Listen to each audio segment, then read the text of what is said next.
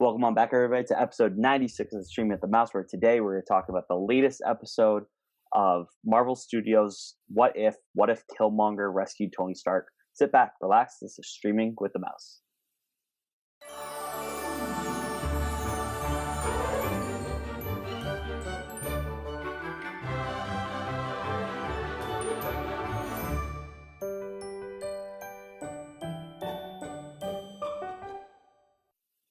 Welcome back, everybody, to episode 96 of Streaming the Mouse. My name's Cam Ramos, and joining me, as always, is my co-pilot, my co-host, Cliff. Cliff, say hello to nice people.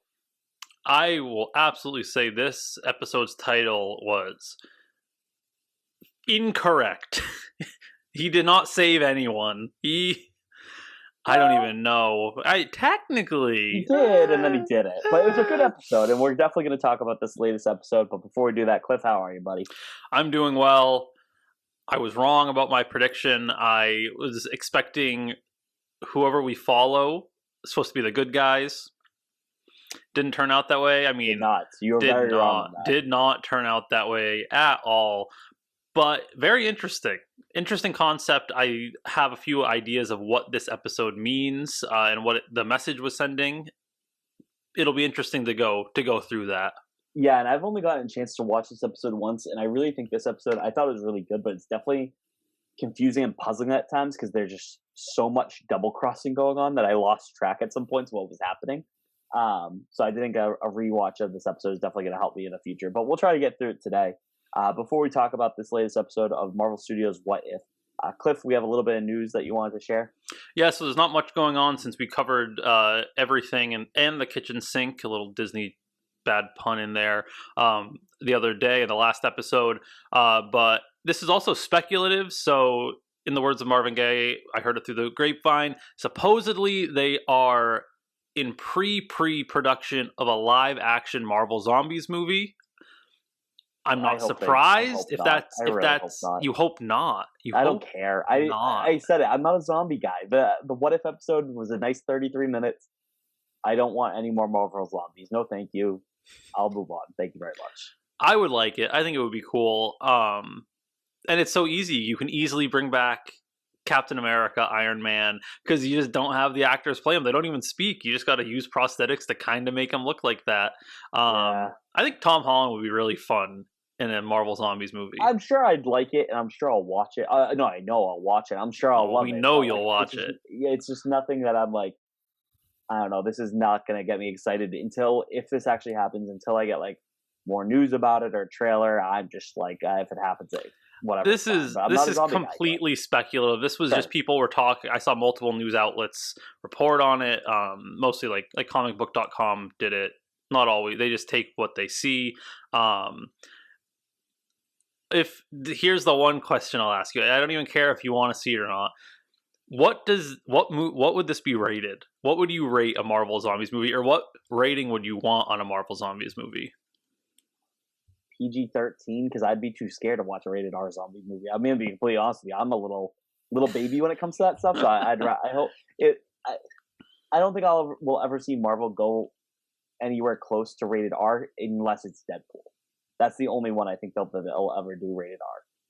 I mean, Walking Dead has done PG-13 TV version of PG-13 really well. I think to like capture like the comic Marvel Zombies, you got to go rated R. We'll wait and see. If this is actually coming, it's going to be something that's years and years and years in the making. So we'll just wait and see. But we can focus on the now and the what if. Let's focus on the now. Let's focus on what if. What if Killmonger saved Iron Man? So as we start off with most of these episodes, we'll talk about the Nexus event. So in this universe, instead of Tony Stark getting the sharpnel through his chest and being captured by the 10 rings in Afghanistan and eventually becoming Iron Man, in this episode, Iron Man is actually saved. And he's saved by none other than Killmonger, because why not? From Marvel Studios' Black Panther, who's probably one of my favorite Marvel live-action villains to date. Obviously, you got Loki, you got Thanos, and Killmonger is right up there with them for me. So what do you think of this, of Killmonger saving Tony? I have some thoughts on it, and then something I really liked the episode did, but any thoughts on this, Cliff? I didn't expect the Jericho missile to be that small. Yeah.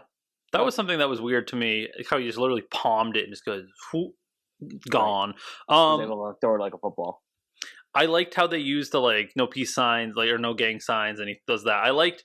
It was really cool to see like Iron Man 1 from a completely different point of view. This was really interesting to talk Yeah. about. Yeah, and we find out later in the episode the reason Killmonger is even there to rescue Iron Man is that he's part of the Navy. We'll talk about some things that Killmonger knows that helps him to be there at the right place, right time with that ambush that Tony faces. But one thing I really liked with this episode is they really focused on the Marvel Studios Infinity Saga here, where they showed like if one thing happens, all this other stuff doesn't happen. So we actually see an animated version of the "I Am Iron Man" scene from Endgame, where Tony snaps his fingers to defeat Thanos. I like that we get that, so we see like this is what happened as you know it. But now because of this moment, all the way back from the very first Marvel Studios film in Iron Man, this will never happen. He will never get to that moment where we get that payoff where he's more than just the man in the suit. He's more than that playboy philanthropist. He's a hero. And I like that they showed that, and it was cool to see that in animated form. So I don't know if you have any thoughts on that either. I know people really took and ran with the oh my god, what episode's going to be the snap? And I was just sitting here thinking, I'm like, it's just going to be what happens if Iron Man didn't become Iron Man? Look at all the stuff he doesn't do now. Right. That's just how I saw it right away. People like to overreact, and I liked seeing the progression through it, but people were taking that mid-season trailer way too seriously because there was a ton of reused footage, and the people are like, "Oh my god, zombies are coming back!" I'm like, probably not. No, it's all the same thing that we've seen already, basically, for the most part. But you know what? That's okay. Yeah. So we talk about double cross here. Killmonger is just double crossing this whole episode. Like I said, it's a lot to take in on your first watch, especially I was watching at like 7 in the morning. I probably wasn't fully awake, didn't have my second cup of coffee yet.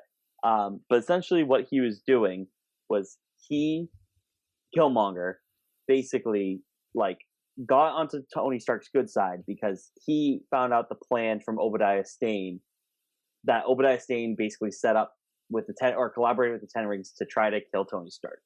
So that's how he gets on Tony's good side.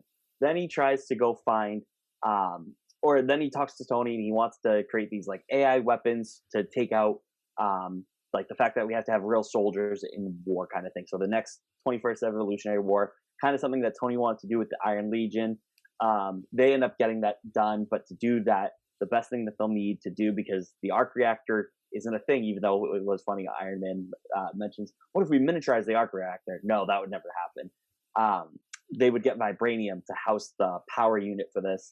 So then Killmonger double crosses again because he's working with Claw to get the vibranium. In this whole big scene, he crosses Colonel Rhodes, who we know as War Machine. He takes out T'Challa, kills him, kind of thing. And then all of a sudden he double crosses everybody again because it's a lot. He gets on Wakanda's good side, be like, this U.S. Is going to come after us. Wakanda, look at my lip. I'm your nephew. Hi, uncle, because you're not dead. Because well, I guess he's not dead because of it's like 2008, I guess. So I guess Winter Soldier never happened. But anyway, yeah, I mean, it's 2000 people 2008. Like 2008, right? This is before the Avengers. Yeah, like Shuri's still like super young in this. Shuri is 10 years old. Black Panther from the MCU comic had just donned the Black Panther armor for the first time. T'Challa did. Yeah. Yeah. But basically he gets on this good side, so he's like, I know how to defeat these American robots, which makes sense because he created them, but the Wakandans, I don't think, know that. And he's able to defeat them and get on the Wakanda's good graces and then becomes the Black Panther himself. That was a lot. What did you think of Killmonger's strategy, all these double crosses? It obviously proves he's very intellectually smart and savvy when it comes to this stuff. Yeah, a very smart guy. Did we talk about how he knew where Tony was, or are we going to do that in a little bit? You can do it. Go for it. So we find out, and this is nice confirmation as well, especially with Shang-Chi just coming out. They are keeping the people that captured Tony as a group of the 10 Rings. So what was happening is Killmonger was working undercover as an operative of the 10 Rings and was able to get all that information. I really like that. Someone was saying how people did the math. Shang-Chi spoilers. You know what? Spoilers for Shang-Chi. 3, 2, 1, hit him. When during this time period in 2008, actually, I won't even say what the spoiler is, but during this time period, who's the villain? Who's the father? Wenwu.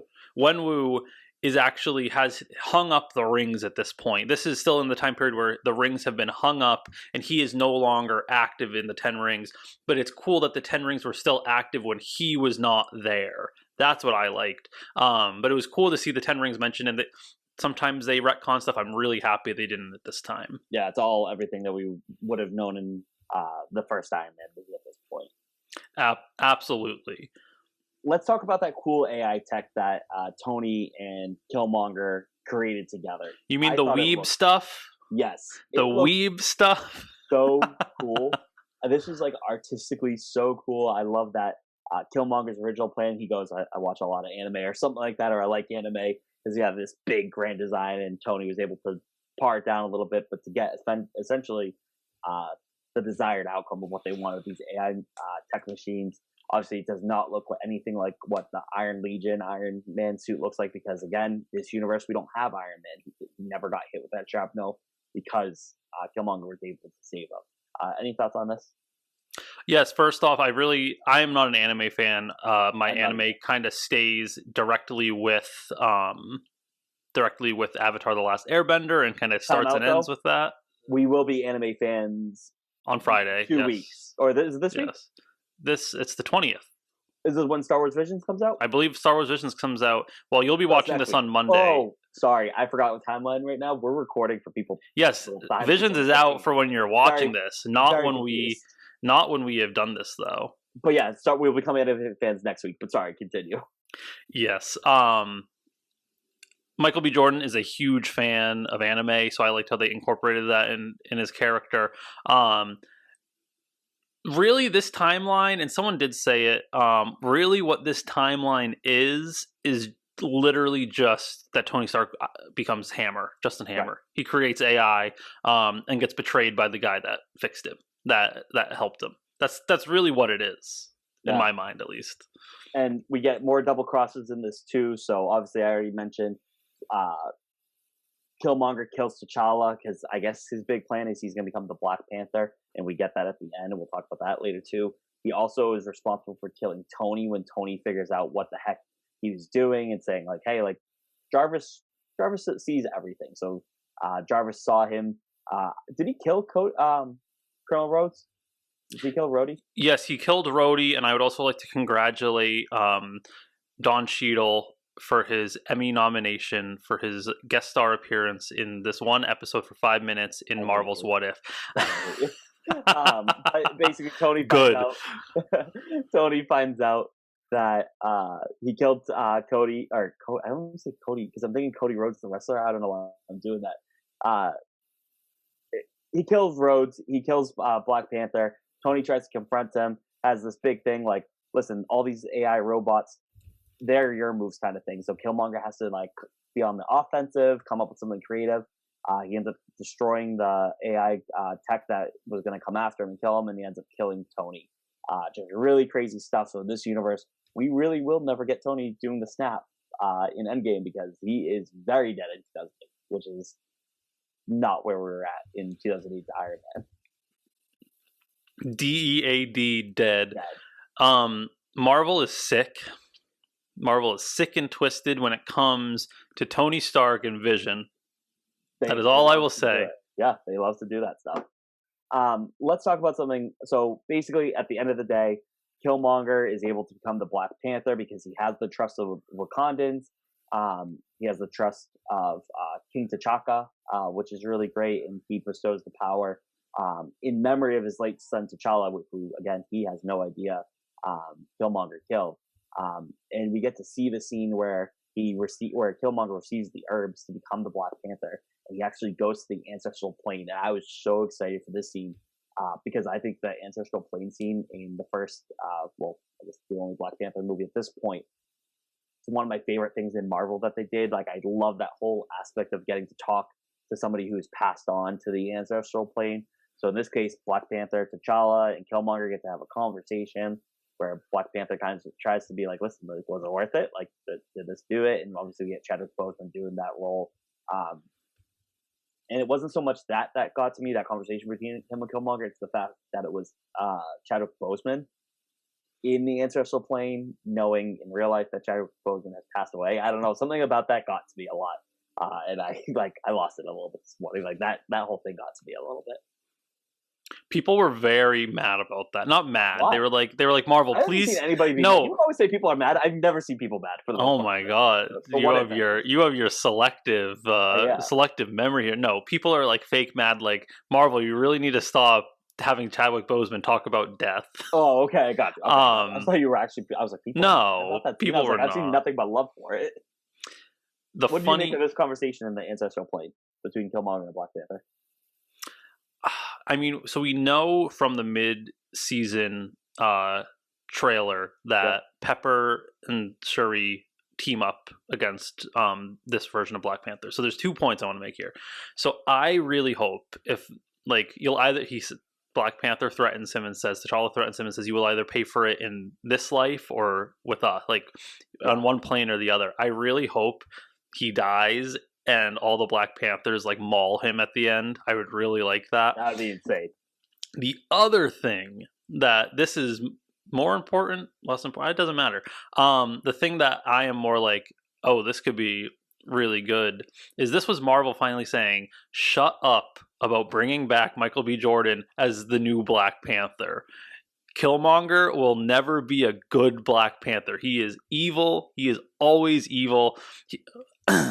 Oh, you have your dissent. This was them saying in this MCU timeline, and in many others that branch off, if he is an adult, it's a game over. If he was brought back to Wakanda, that's a very different story. But if he has made it to the U.S. military, it's over. He's going to be a villain no matter what. So I strongly disagree with that statement, and I think you should too, Cliff, because we watched Loki. Like, that was the whole point of Loki, is like you can change and you can be somebody else, and that was a different variant of Loki. So that's why I disagree with you. Is like there might be, and I'm not saying this because I want Michael B. Jordan to come back. Granted, I absolutely do, but I'm not saying this as like one of those people that's fighting for it, I guess, hardcore.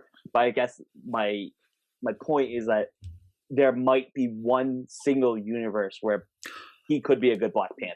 I don't think it's completely off the table, and I don't think I would have thought that had we not got Loki, if that makes sense. I'm saying, like, if there's a timeline where T'Chaka brings him back and accepts him into the family, yes, he'd be fine. I'm talking if he makes it to the U.S. military, it's game over for that Something one. could happen. But the thing with Loki, there's a big difference between like Loki was always just misunderstood, always felt like he needed to prove something, always felt like he needed to grab this power, but deep down he always wished he was a hero. Like, you can go into this thing where it's like he wasn't always evil, like he was misguided and then this way. But with Killmonger, as soon as Killmonger's father dies and he is left in California by himself to fend for his own, knowing that his family was taken out and all he has left is Wakanda that he can't reach, he grows up as this jaded, conniving. Like, he comes up with all these plans, and we saw how many times he backstabbed them. Multiple people. I still think there's one out there. There's got to be one. Rhodey did nothing to him, and he killed him. I'm still holding out hope. You can hold out hope. I'm just saying, if he makes it to the U.S. military, that's always the path from there is always going to converge to being a villain. I don't know. I don't think I can say that now with this whole multiverse thing, but to each own. And that's why I love having this podcast, because we can disagree on things like this in our own headcanon. That's what makes this definitely fun. Absolutely. Last thing I have is I love how smart Shuri is, and I love continue to make her smart. Like you said, she's probably about like 10 years old in this episode, because again, we're in 2008. We're not in, I think Black Panther's like 2017, 2018 or something like that. So we get her as like a 10-year-old. She's still super smart. She sees through Killmonger. She knows who he is. And she actually goes to team up with Pepper Potts to bring down Killmonger, basically because the U.S. and the Wakandans are at war with each other right now. They're going to put aside their differences and focus on the true enemy, Killmonger. Based off the mid-credit trailer that we see, there is a little bit. I think I saw it looked like Shuri and Pepper were like fighting side by side with the Dora Milaje. Yeah, and we never get that in this episode.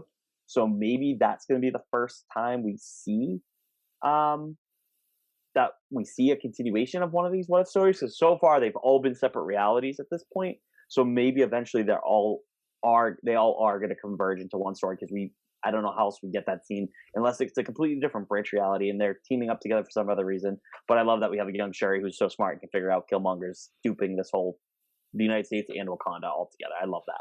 Yeah, absolutely. You covered it. It's nice to see. I like the whole Tony Stark's a genius, but he's not the only one, which I think was a big thing up until they started to introduce more really smart people, which is nice. So it's good to see. I think it is going to be that same universe, though. Yeah, For and sure. that'll be cool because we haven't had that yet. I hope we get to see Shuri in a Black Panther suit eventually, even if it's an animated, because maybe that will help people start to buy in if she becomes the Black Panther in the Wakanda Forever movie, which is what I would really want to do. That's who I want to take over the mantle of the Black Panther. But Cliff, that's really it. It's a lot of backstabbing, a lot of stuff in this episode, a lot of great action scenes. I think the fight between the Dora Milaje and the Wakandans with the AI, the Stark and Killmonger AI, I thought that was really cool. It was really cool to see the Queen be a fierce warrior and be the general that we never really got to see her in as the movie. She was a general at one point. I don't think the movie ever really says that, but maybe she retired from That'd it. be my guess. Yeah, she retired at it, but eventually, maybe after King T'Chaka passes away, and then she becomes like the Queen Regent. But really cool fight scenes. I know it's animated, but I say this all the time. That's what you can do with animated. You can have these awesome action scenes because you're not relying on stunt actors and VFX and all this other stuff. So really cool Very episode. true. Cliff, any final thoughts on this? I really enjoyed this one. It was very fun to see. I definitely really enjoyed this one. I probably still wouldn't put this in my top 3 so No, far. I don't think I would either. What would be your top 3 at this point? Let's talk about that real quick. Let's see. It's a good question. Number 1, honestly, I know I have a feeling what your number 1 already is going to be, but my number 1, I might say, is Sorcerer Supreme. Okay. I think that one to me was very good. Well, how about you go first? Now you go. Oh, my number 1? 1-1, 2-2, 3-3. Yeah, my number 1 is what if Doctor Strange lost his heart instead of his hands? Really? Yeah, by far one of my favorite. Like that's like going to be a top like Marvel story in general for me. I thought it was fantastic. I really enjoyed it. Okay. My number 2, I'm very surprised.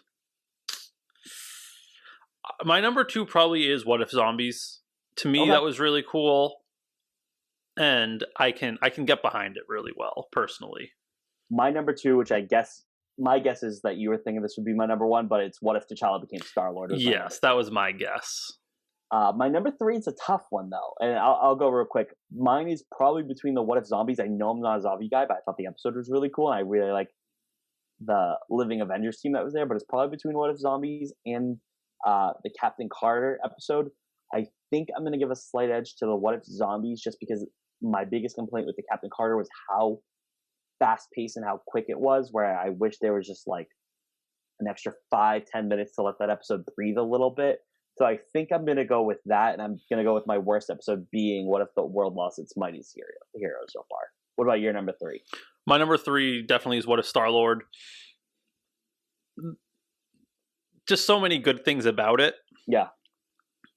And I don't really know any good heist episode. I don't know any.